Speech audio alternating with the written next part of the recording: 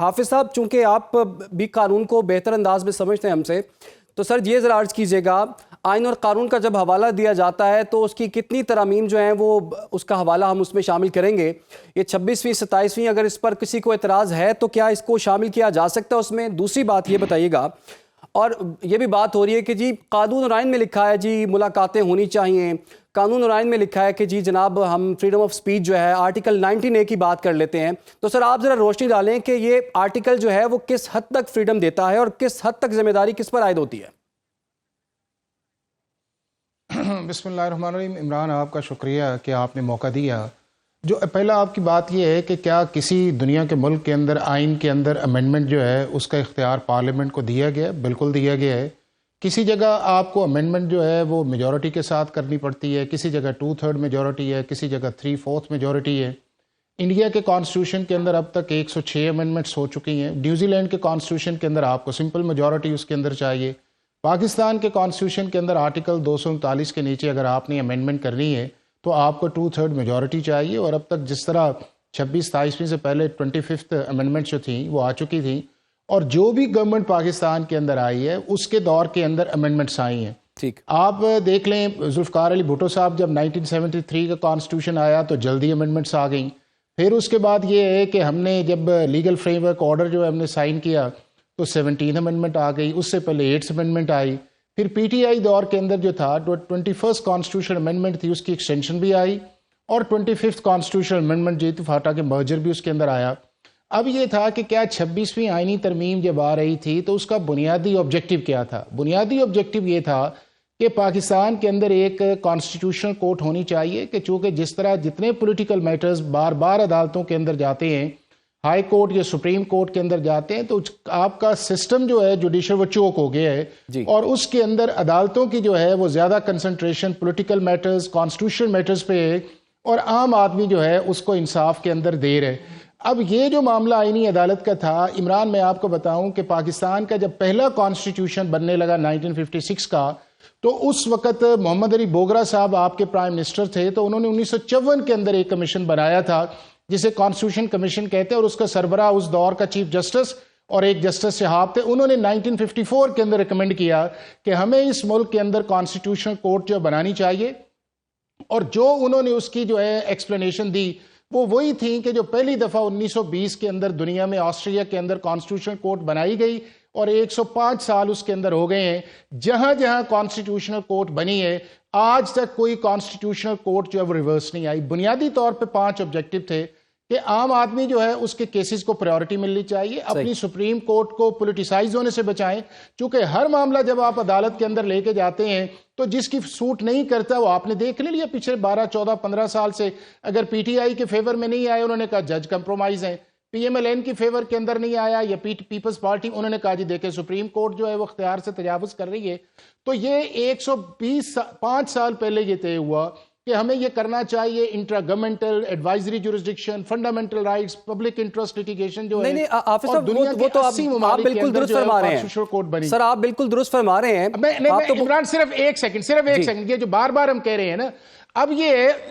کہ 2006 کے اندر جو سی او ڈی آیا اس کے اندر انکلوڈنگ پی ٹی آئی اور جے یو آئی جو تھی، جتنی نیشنلسٹ پارٹی تھی، سب نے بعد میں سپورٹ کیا کانسٹیٹیوشنل کورٹ بننی چاہیے۔ اب 26ویں آئینی ترمیم کے اندر جو ہے پی ٹی آئی مکمل طور پہ آن بورڈ تھی، اور وہ کانسٹیٹیوشنل بینچ کی بجائے جو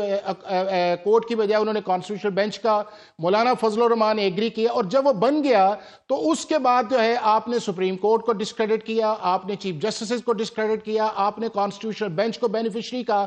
آپ اس جگہ بھی ٹکے نہیں ہیں، اور آپ کی سپریم کورٹ کے اندر ایک جوڈیشل انارکی آئی کہ جج ایک دوسرے کے خلاف آرڈر کر رہے ہیں، کنٹیمپٹس آ رہی ہیں، اور یہ سارا سسٹم جو ہے وہ موکری کی طرف جا رہا ہے۔ اب آپ نے 27th امینڈمنٹ جو تھی اس کے اندر وہی چیز آئی ہے کہ جو آپ کو 26 کو کر لینی چاہیے تھی، آپ نے نہیں کی، باوجود اس چیز کے کہ آپ اس پروسیس کا حصہ تھا۔ اور اب یہ کہنا کہ جی پارلیمنٹ کی لیجیٹیمیسی جو ہے اس کے اوپر آپ ٹارگٹ کر کے یہ جائیں، تو میرا خیال ہے کہ وہ بات اس لیے مناسب نہیں بنتی کہ اگر یہ چیز آپ کی اس پرانی کمٹمنٹ سے ہٹ کے یا اس کے اندر کوئی ایسی جورسڈکشن جو ہے وہ جو سپریم کورٹ کی کم کر کے آپ نے کانسٹیٹیوشنل کورٹ کی زیادہ کی ہے تو بات یہ مناسب لگے گی، لیکن ایسی بات ہے نہیں ہے۔ اب دوسرا اس چیز کے اندر یہ ہے کہ آپ اس سسٹم کے اندر اگر آپ ہیں اور آپ کی ایک سٹیٹمنٹ بھی ہے، کسی بھی پولیٹیکل لیڈرز یا پولیٹیکل پارٹی کی سٹیٹمنٹ جو ہے وہ ایک ان کا پالیسی سٹیٹمنٹ ہوتی ہے، اس کے اندر کنسسٹنس وہ حالات کی وجہ سے چینج نہیں ہوتی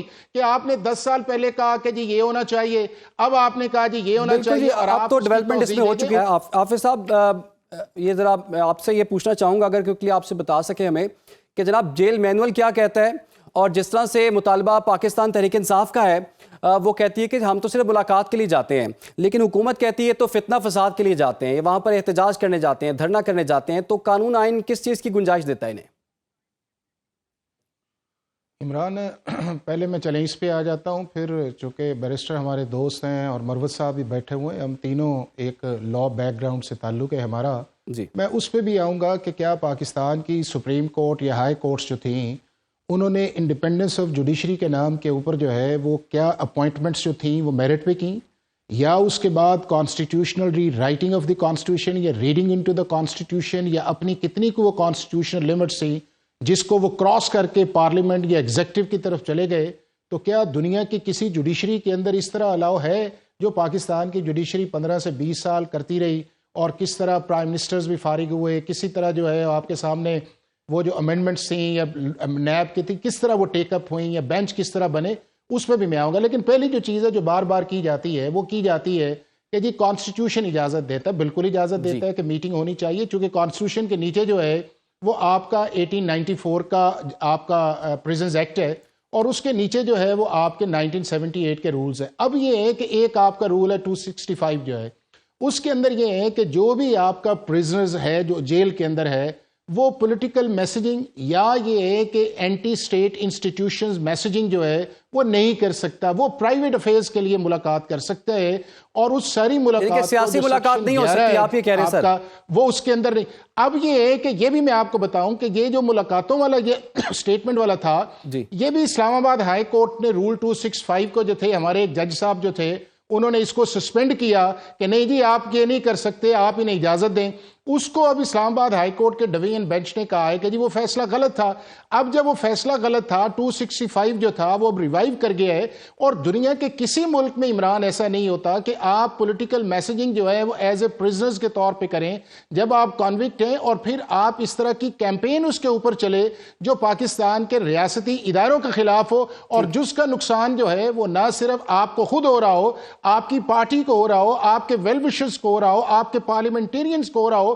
تو کیا کانسٹیٹیوشن کا جو آرٹیکل 19 ہے وہ آپ پہ قدغن نہیں لگاتا کہ آپ کی لمٹس کیا ہیں، ان لمٹس کو آپ کس طرح ایکسرسائز کرتے ہیں؟ تو میرا خیال یہ ہے کہ اس چیز کو اگر ری تھنک کر لیا جائے تو شاید بات ایسی ہے نہیں ہے، صرف لا یا کانسٹیٹیوشن کا ایک حصہ پڑھنا اور دوسرے حصے کو آپ سائلنٹ کر دیں۔ کیا جتنی میٹنگز کے بعد جو آؤٹ کم آیا ہے وہ پولیٹیکل آیا ہے یا پرائیویٹ افیئرز کا آیا ہے؟ اگر وہ پولیٹیکل آیا ہے تو پھر رول 265 ہے، اور اس کے اندر جیل سپرڈنٹ جو ہے اس کے پاس یہ پار ہے کہ وہ میٹنگز کو سسپینڈ کر سکتا ہے، وہ 560 اس کے پاس ایک پار دی گئی ہے، تو پھر لا کے تو دونوں آپشنز ہیں نا۔ بالکل حافظ صاحب آپ نے تو بڑے کھلے انداز میں بتا دیا۔